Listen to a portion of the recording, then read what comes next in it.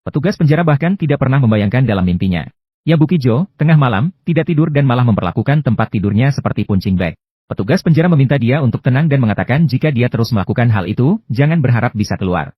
Namun ini sesuai dengan keinginannya, dia saat ini juga tidak ingin keluar. Lalu dia mendorong mereka keluar agar tidak mengganggunya. Petugas penjara menghukumnya tanpa makan siang karena perilakunya yang sombong. Namun Yabukijo sama sekali tidak peduli. Dia sekarang tidak ingin menyia-nyiakan waktu untuk makan dan sepenuhnya terobsesi dengan latihan tinju. Dia mengambil posisi bertarung dan membayangkan kasur sebagai batu karang. Lalu dengan satu pukulan, dia langsung menusuk kasur hingga hancur total. Sepertinya malam ini dia harus tidur di lantai lagi. Jo mengeluarkan surat yang ditulis oleh Tange dan menciumnya. Ternyata benar, untuk langkah kedua besok, pukulan lurus kanan sangat efektif. Pukulan lurus kanan adalah saat seluruh berat badan ditempatkan pada pukulan kanan. Pukulan lurus seperti menusuk sasaran. Paman merasa tidak akan lama lagi. Dia tidak perlu lagi mengejar Yabukijo dengan cara menulis surat seperti ini.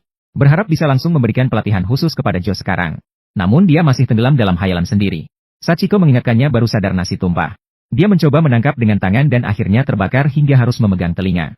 Anak-anak tertawa terbahak-bahak, baru-baru ini Tange selalu melamun setiap ada kesempatan.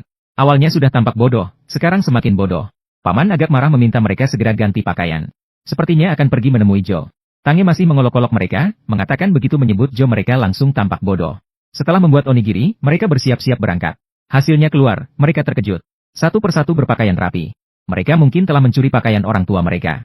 Sang paman memarahi mereka agar cepat pulang dan ganti pakaian. Sementara itu, 11 tiba di tempat penahanan Yabukijo.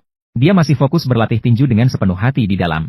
Dengan pikiran tentang kata-kata sang paman, dia menempatkan seluruh berat tubuhnya di tinju kanan. Kemudian menyerang lurus seperti menusuk sasaran. Sambil menarik tinjunya dengan rute dan kecepatan yang sama. Setelah menyelesaikan satu set, dia menemukan nasi di lantai. Ternyata itu dibawa oleh 11 untuknya. Mereka saling menyapa beberapa kalimat.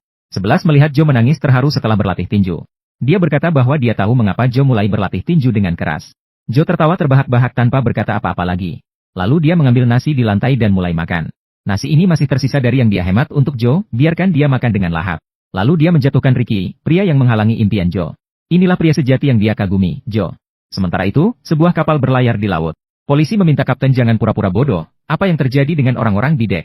Kapten juga mengatakan bahwa nenek di Pulau Aster sedang sakit parah. Karena mereka terlihat sangat miskin, itulah mengapa mereka diizinkan naik kapal. Polisi percaya dengan alasan tersebut. Dan mereka tidak terlihat seperti orang miskin. Mereka sedang bernyanyi dengan gembira, seolah-olah mereka sedang menantikan sesuatu yang baik. Yabuki masih berada di sel isolasi, membayangkan pertarungannya dengan Ishii. Namun, dia terlalu kuat, saat ini dia tidak akan bisa mengalahkannya.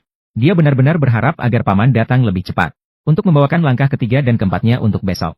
Setelah Tangi dan anak-anak tiba di depan penjara. Mereka melihat nyonya muda terbang masuk dengan pesawat.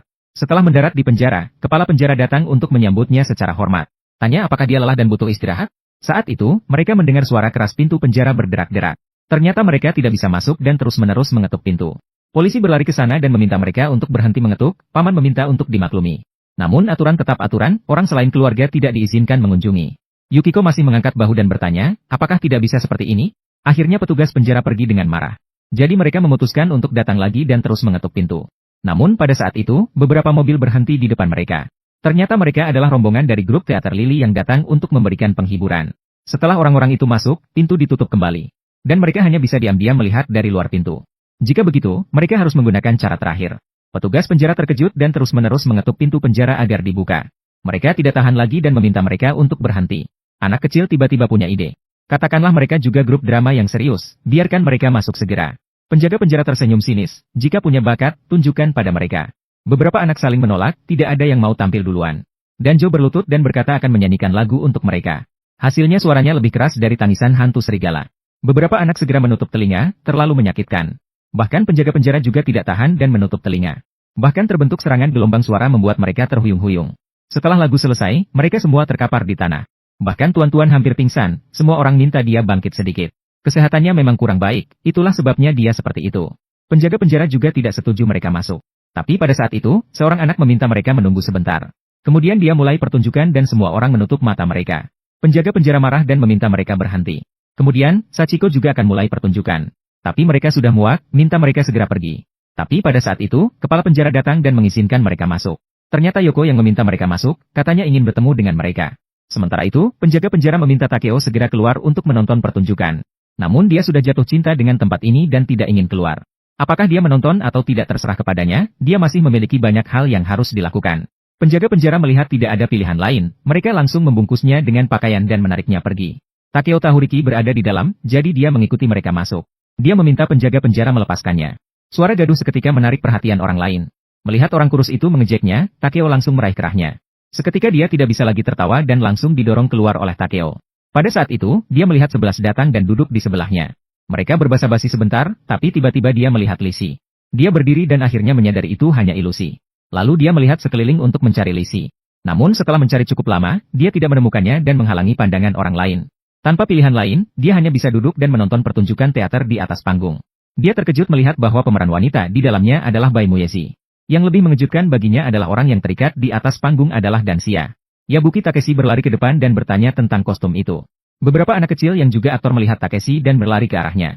Mereka melihat Takeshi menangis dengan mata berkaca-kaca, sementara Yuko menahan diri agar tidak menangis.